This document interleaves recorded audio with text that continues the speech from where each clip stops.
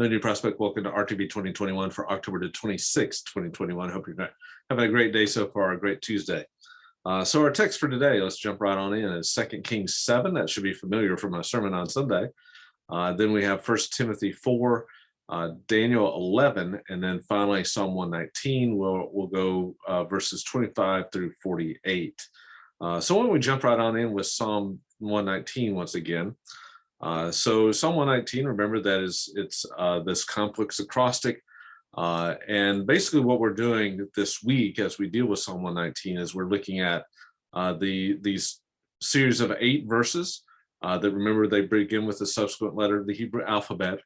And we're doing 3 of those per day. So this time we're doing Daleth, which makes the D sound in Hebrew, the Hey, which makes the H sound in Hebrew, and then the Vav, this is sometimes pronounced with a V sound or sometimes with a W sound.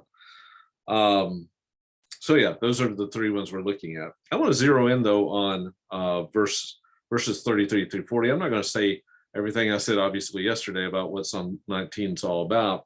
But one thing I did mention that I want to kind of show you how that works is noticing the prayers in the text. Notice how many times in this text, in these 8 verses here, that the psalmist prays for God to do something. And this is, I think, remember what these psalms are. They are shaping things. They shape and mold us. They shape our wills. They shape our desires. They shape our aspirations. And so, and they give voice to our prayers, and they shape our prayers to God. They tell us and show us what we should pray for. And in this case, notice that every single verse in Psalm 119 verses 33 through 40 has a prayer in it. Teach me, verse 33, give me, verse 34, make me walk in your path, verse 35, incline my heart, verse 36, turn my eyes away, verse 37, establish your word, verse 38, turn away my reproach, verse 39, revive me, verse 40. So these are great models of prayers. The psalmist also, something else to pay attention to as you read through is anytime the psalmist provides a reason for why he's requesting these things, pay attention to that as well. So we have the ground of his requests in verse 35 and verse 39.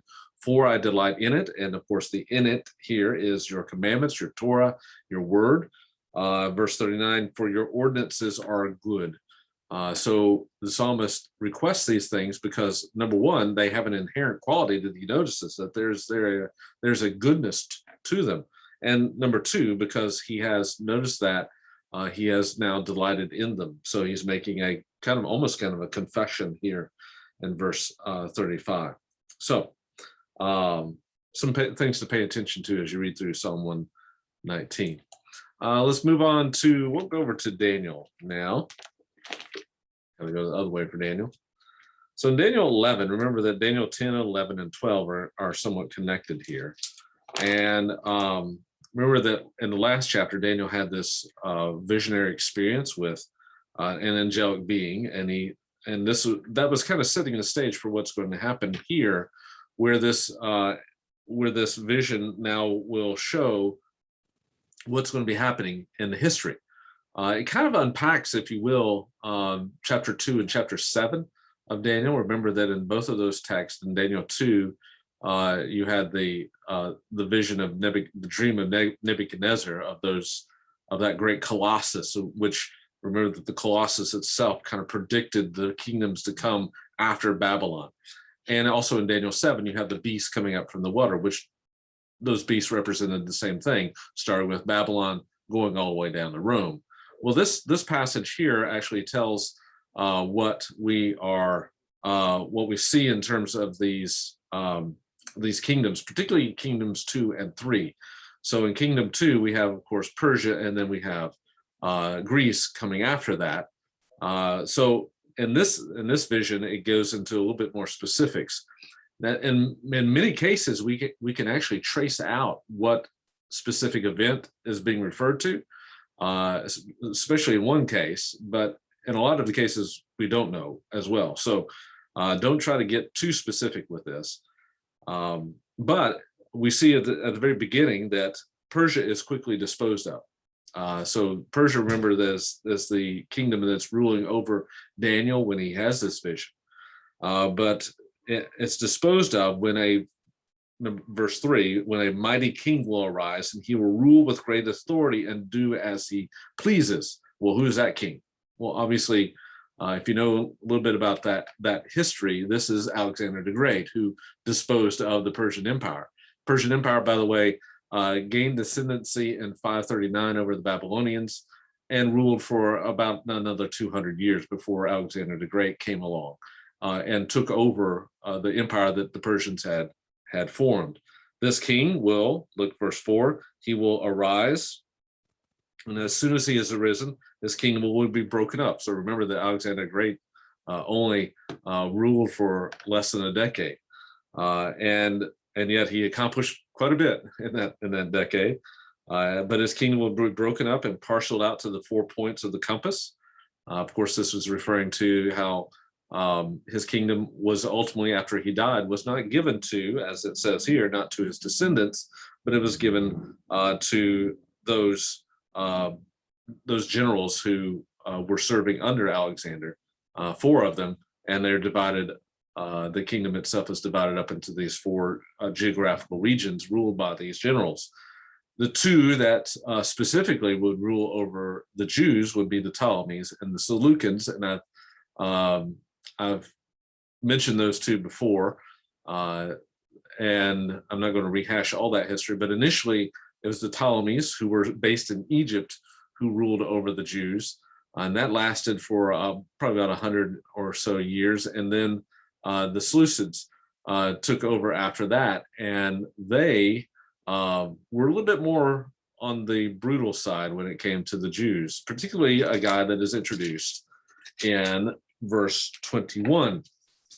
This guy that is rising, this despicable person that arises, is Antiochus IV, otherwise known as Antiochus Epiphanes. This one would, as verse 36 tells us, will be one who exalts himself and magnifies himself over every god, and will speak monstrous things about the true God, the God of gods.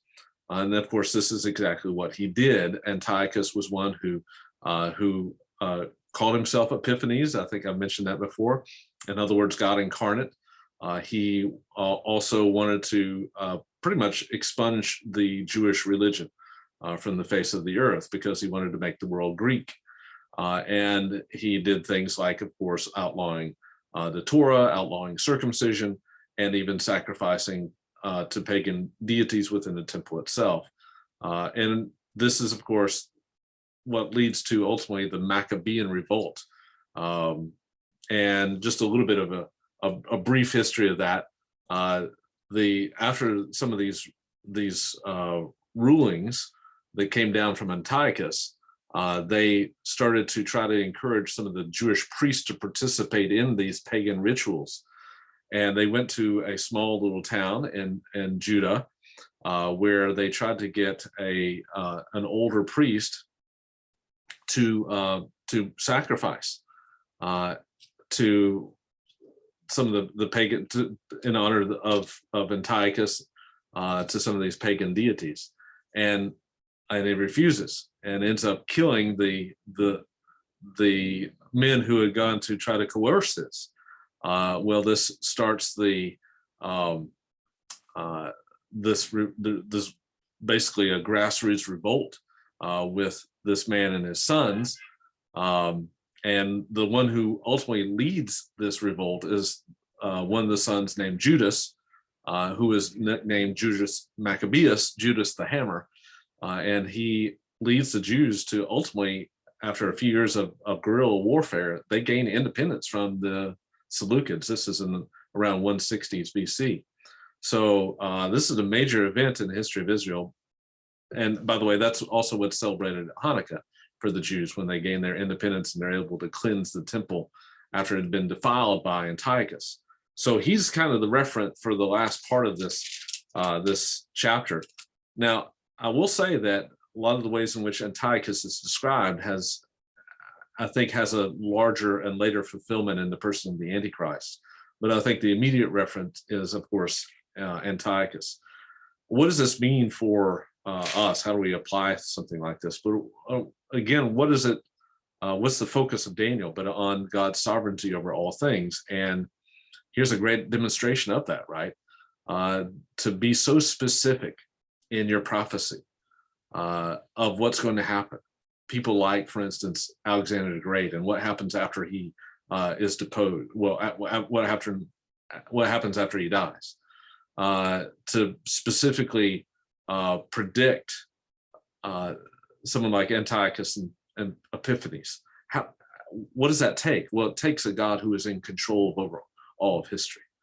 And so when I read texts like this, it points my eyes to a sovereign God who is over all things. Daniel 11. Let's move on we'll go over to 1st or 2nd Kings 7.